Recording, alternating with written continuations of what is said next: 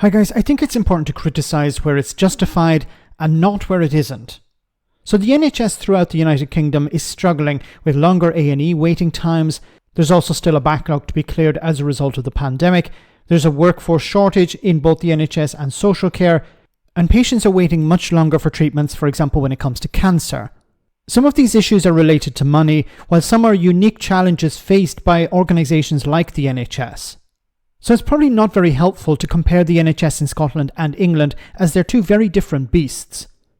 However, while Scotland does perform better when it comes to access to GPs, staffing levels and patient satisfaction, according to some waiting times, England is doing better. However, it's frankly lazy of the Scottish Labour leader to attack the SNP government when it comes to the NHS, when he knows the problems it faces. It's people across Scotland that are living the consequences of SNP failure. Take the example of Robert, a retired policeman from Lanarkshire. He had to attend A&E at Wishaw over Christmas due to crippling abdominal pain. Due to a lack of beds, he was forced to lie on the floor in excruciating pain for 5.5 hours before he was eventually given morphine and oxycodone. A nurse told the family that it could be worse. One patient had been waiting more than 50 hours for a bed. On John Swinney's watch, Scots who have worked all their lives, like Robert, are forced to endure such painful, dangerous and humiliating circumstances. So doesn't Robert's distressed daughter sum it up best when she said, "My dad gave his all for others in his career, but now I'm genuinely scared that the next time something happens to him, he won't make it through because of the mess the SNP have allowed the NHS to get into." The SNP couldn't run a bath, let alone the NHS. Okay,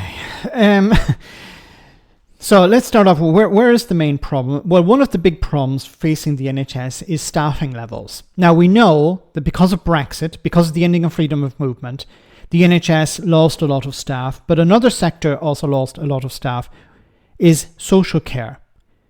Now, in order to undo the damage of Brexit when it comes to the staffing crisis, you have to bring people in with visas.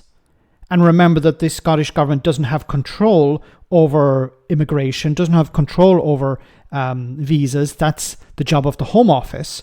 So they have to rely on the Home Office issuing enough visas so that, for example, social care can access the workers it needs and the NHS can access the workers it needs. Now, there are specific problems for Scotland and there are general problems facing the NHS.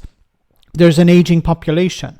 The demand on healthcare services is increasing as the population ages, which is leading to higher requirements for medical professionals. So at a time when the population is getting older, you need more workers, and the Scottish government can't issue more visas. They've been asking the Home Office, can you do something about this? The Home Office has not replied, I don't think. So there's a staffing crisis. The Scottish government can do pretty much nothing about that.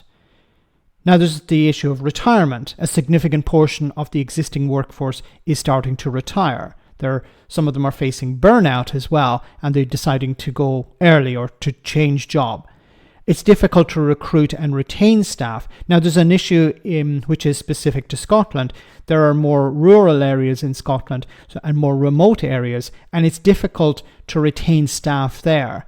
For example, when staff go to do training, they generally stay where they've done the training and they don't return to these rural areas. So there's a staffing shortage in the rural areas as well. The workload on existing staff is extreme, and this is not specific to Scotland, but it's a general problem within the NHS. And the number of vacancies is extremely high when it comes to consultants, nurses and midwives.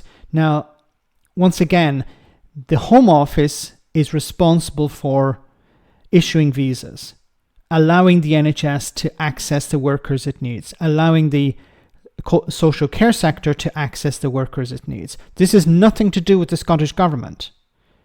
Now, the Scottish government is limited in what it can do. It can maybe try and increase wages. It can introduce new courses. It can try and encourage people through promotions or something to work in rural areas. But once again, its hands are somewhat tied when it comes to recruitment because it doesn't control the number of visas that can be issued. Now, the Labour leader in Scotland knows this, So I think it would have been honest for him to reply to his constituent or whoever wrote this letter and say to them, look, yes, there are problems in the NHS. I'm going to try and pressure the SNP government to change where they can. But at the end of the day, I'll need to redirect your letter to the Home Office because they're the ones who are responsible for issuing visas. Let me know in the comment section, guys, what you think. As always, your comments are greatly appreciated. Thanks a lot.